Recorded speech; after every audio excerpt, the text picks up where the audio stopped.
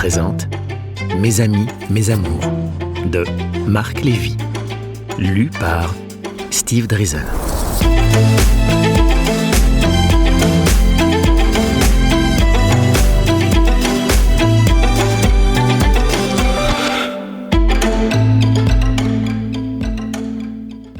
À Louis, à Émilie. Paris. Tu te souviens de Caroline Leblond? Seconde A, toujours assise au fond de la classe. Ton premier baiser, ça fait quelques années. Elle était rudement belle, Caroline Leblond. Pourquoi penses-tu à elle, là, maintenant?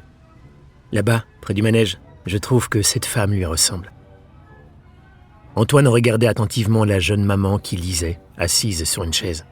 En tournant les pages, elle jetait de brefs regards à son petit garçon qui riait, accroché au mât de son cheval de bois. Elle doit avoir plus de 35 ans, cette femme là-bas, près du manège. Nous aussi, on a plus de 35 ans, ajouta Mathias. Tu crois que c'est elle? T'as raison, elle a un faux air de Caroline Leblond. Qu'est-ce que j'ai pu être amoureux d'elle?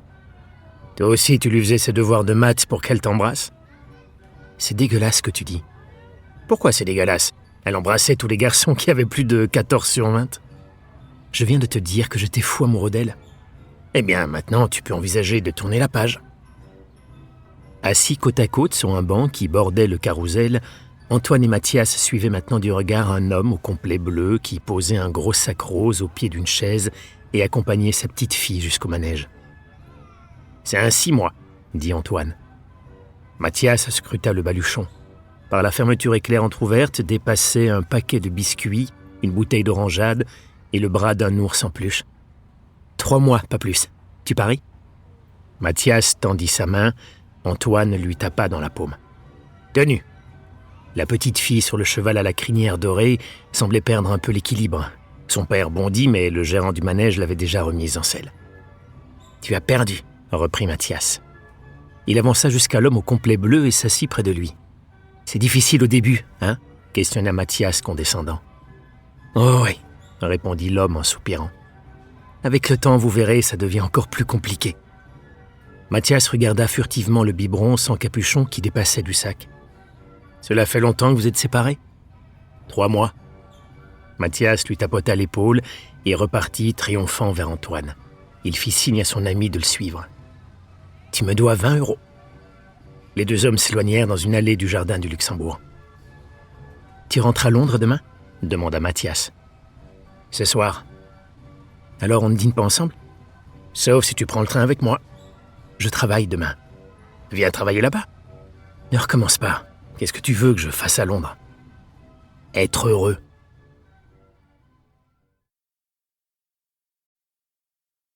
Chapitre 1. Londres, quelques jours plus tard. Assis à son bureau, Antoine rédigeait les dernières lignes d'une lettre. Il la relut et, satisfait, la plia soigneusement avant de la glisser dans sa poche. Les persiennes des fenêtres qui donnaient sur Bute Street filtraient la lumière d'une belle journée d'automne vers les parquets en bois blond du cabinet d'architecture. Antoine enfila le veston accroché au dos de sa chaise, ajusta les manches de son pull et marcha d'un pas rapide vers le hall d'entrée. Il s'arrêta en chemin et se pencha sur l'épaule de son chef d'agence pour étudier le plan qu'il traçait. Antoine déplaça l'équerre et corrigea un trait de coupe. Mackenzie le remercia d'un hochement de tête. Antoine le salua d'un sourire et repartit vers l'accueil en regardant sa montre. Au mur étaient accrochées des photographies et dessins des projets réalisés par l'agence depuis sa création. « Vous partez en congé ce soir ?» demanda-t-il à la réceptionniste. « Eh oui, il est temps que je mette ce bébé au monde. »« Garçon ou fille ?» La jeune femme esquissa une grimace en posant la main sur son ventre rond. « Footballeur. » Antoine contourna le pupitre, la prit dans ses bras et la serra contre lui. « Revenez vite. Pas trop vite, mais vite quand même. Enfin, revenez quand vous voulez. » Il s'éloigna en lui faisant un petit signe de la main et poussa les portes vitrées qui ouvraient sur le palier des ascenseurs. Paris, le même jour. Les portes vitrées d'une grande librairie parisienne s'ouvrirent sur les pas d'un client visiblement pressé. Chapeau sur la tête, écharpe nouée autour du cou, il se dirigeait vers le rayon des livres scolaires. Perchée sur une échelle, une vendeuse énonçait à voix haute les titres et quantités des ouvrages rangés dans les rayonnages, pendant que Mathias en reportait les références sur un cahier. Sans autre préambule, le client leur demanda d'un ton peu avenant où se trouvaient les œuvres complètes de Victor Hugo dans la Pléiade. « Quel volume ?» interrogea Mathias en levant un œil de son cahier. « Le premier », répondit l'homme d'un ton encore plus sec. La jeune vendeuse se contorsionna et attrapa le livre du bout des doigts. Elle se pencha pour le donner à Mathias. L'homme au chapeau s'en saisit prestement et se dirigea vers la caisse. La vendeuse échangea un regard avec Mathias. Les mâchoires serrées, il posa son cahier sur le comptoir et courut derrière le client. « Bonjour, s'il vous plaît, merci, au revoir !» hurla-t-il en lui barrant l'accès à la caisse. Stupéfait, le client essaya de le contourner. Mathias lui arracha le livre des mains avant de retourner à son travail en répétant à tue-tête « Bonjour, s'il vous plaît, merci, au revoir !» Quelques clients assistaient à la scène, effarés. L'homme au chapeau quitta le magasin, furieux, la caissière haussa les épaules, la jeune vendeuse, toujours sur son échelle, eut bien du mal à garder son sérieux, et le propriétaire de la librairie pria Mathias de passer le voir avant la fin de la journée. Londres. Antoine remontait Bute Street à pied. Il avança vers le passage clouté, un black cab ralentit et s'arrêta. Antoine adressa un signe de remerciement au chauffeur et avança vers le rond-point devant le lycée français.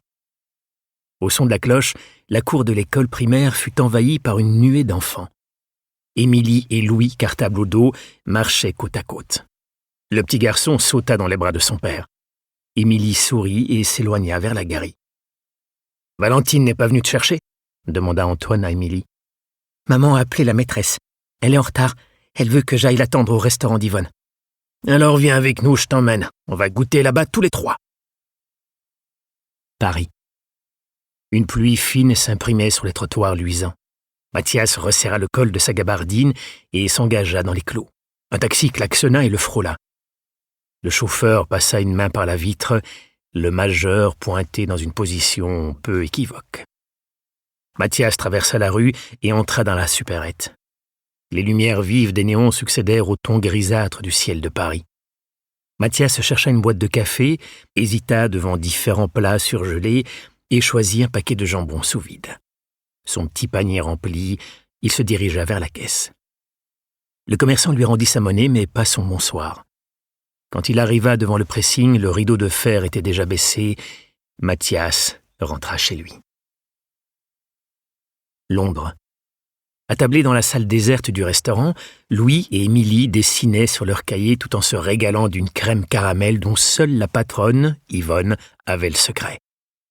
Elle remontait de la cave. Nous espérons que vous avez apprécié cet aperçu. Pour continuer à écouter ce livre audio sur Google Play Livres, utilisez le lien dans la description de la vidéo.